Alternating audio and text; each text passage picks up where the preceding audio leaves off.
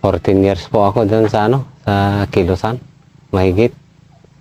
Pero noong 1979, mayroon na po pumapasok dito sa amin noon na nagre-recruit, nag-organize ng mga estudyante.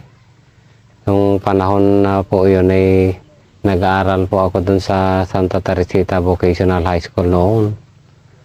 Tapos meron din kaming nakakausap.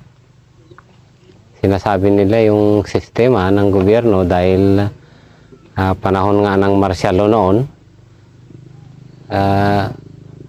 mayroon ding nangyayari na yung karapatan din ng mga tao, mayroon ding nababiolate. Kaya doon na kami na nag-impisa na parang kumilos din, ma'am, para sa Kilusan. Kasi nung panahon na yun ay walang Philippine Army dito, puro Philippine Constabulary. Yung mga Philippine Constabulary noon ay magsabi ka ng totoo, ganon din na makakatikim ka ng bugbog. Sabihin mo na mayroon kang nakita, bubugbugin ka. Sabihin mo wala, ganon din. Kaya parang napilitan ako na sumapi na dyan sa Kilusan. Wala na, parang nang makita ko din na wala na akong karapatan. Tapos nilalagay nila ako doon sa blacklist nila na regular na akong MP, pero hindi pa nung panahon na yon.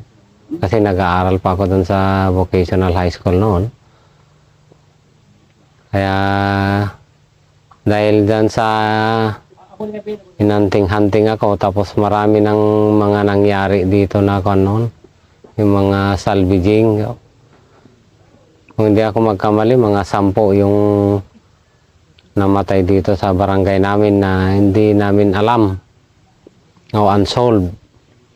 Kaya natakot din ako dahil sumapi na ako doon sa Kilusan noong 1980. October 1980. Ano particular na nangyari na na nagumbog po kayo?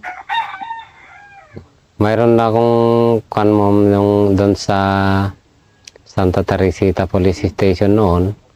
Pero dahil mayroon akong kamag-anak diyan sa police noon, hindi po ako ginalaw. Yung mga kasama ko ang binugbog.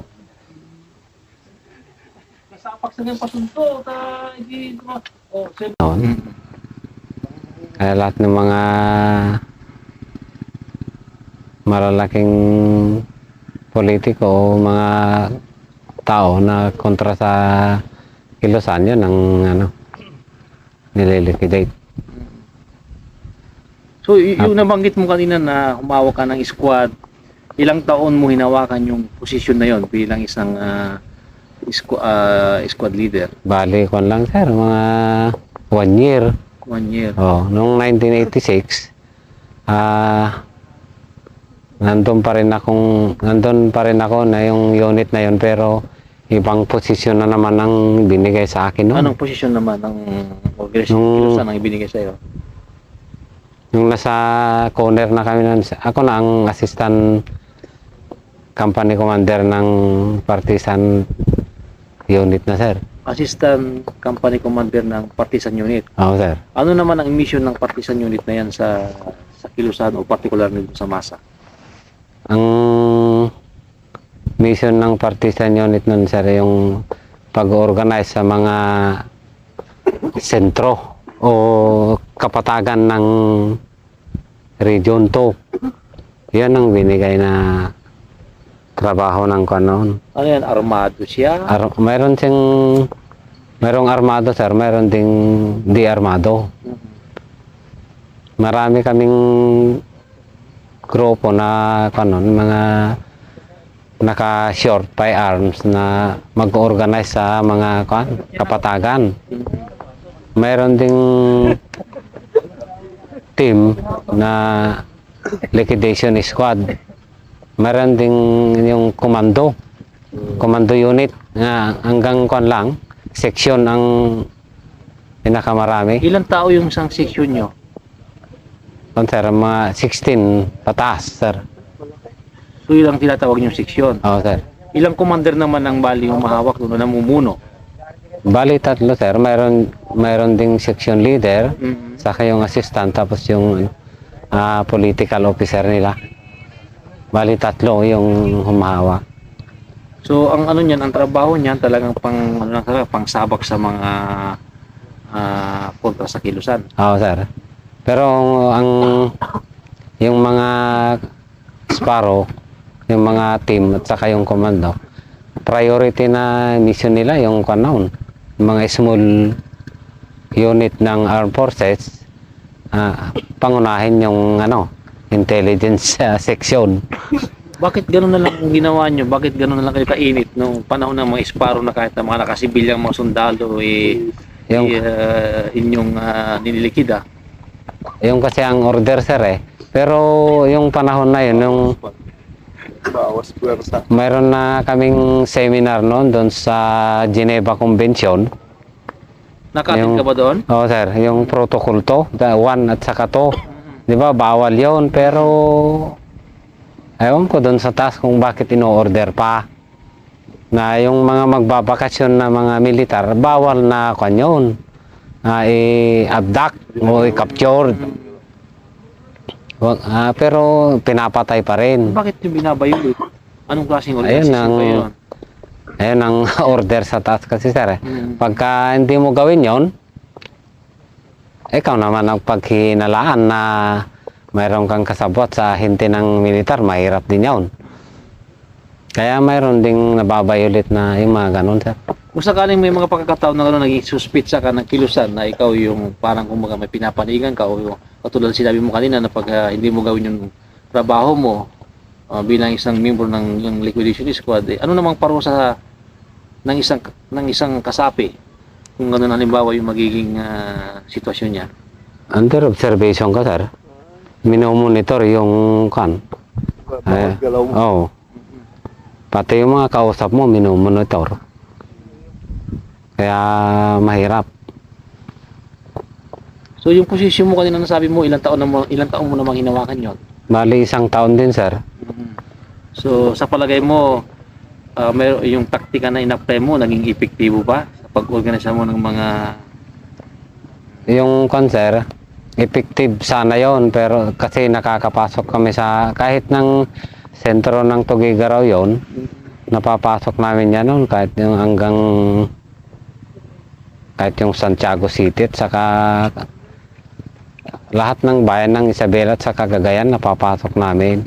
Pero lang kasi dahil doon sa maraming violation ng MPA, doon sa particular maiwasan noon dahil pareho rin kaming may mga armas doon sa mga tropa ng gobyerno po nung 1983. Tinamaan po ako nung 1983 dito sa dibdib, tapos medyo grabe po kasi dinala ako doon sa Maynila noon sa Sampaloc Hospital, Metropolitan.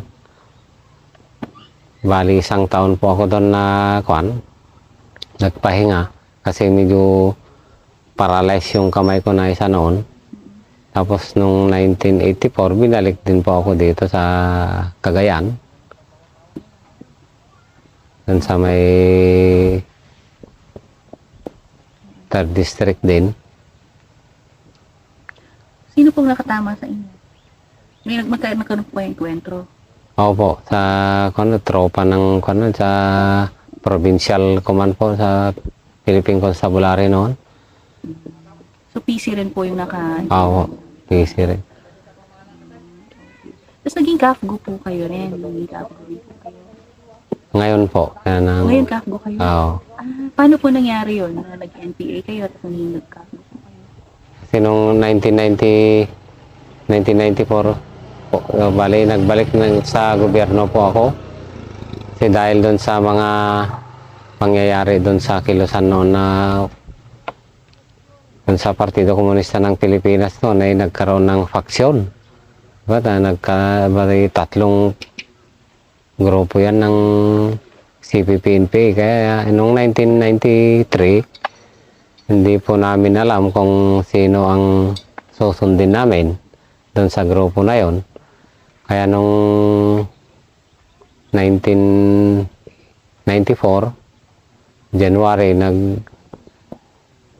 nag-seminar kami doon sa reaffirm, pero hindi pa rin ako kumbinsido kung ano yung mga sistema na pinaglalaban namin. Kaya nung June 1994 na, nag-decide na ako na magbalik loob na lang sa gobyerno po. Kasi mayroon ng programa na yung National Amnesty ni Presidente Ramos noon.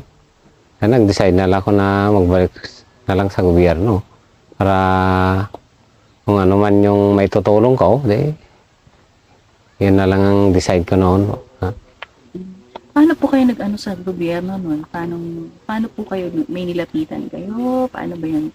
Ano pong programa yun, national? Paano yung pakipaliwanag po yung national? Yung kwan po, yung National Amnesty ni Presidente Ramos noon, maraming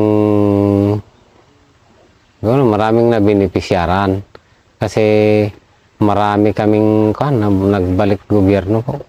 Pero sa akin noon, meron akong kinuntak dito sa bayan namin na yung mga kamag-anak ko na sa hanay ng militar.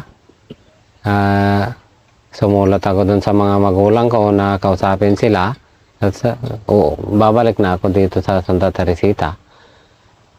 Tapos dahil wala akong mahintay na kasagutan nila, kusang loob na lang po ako na umuwi dito.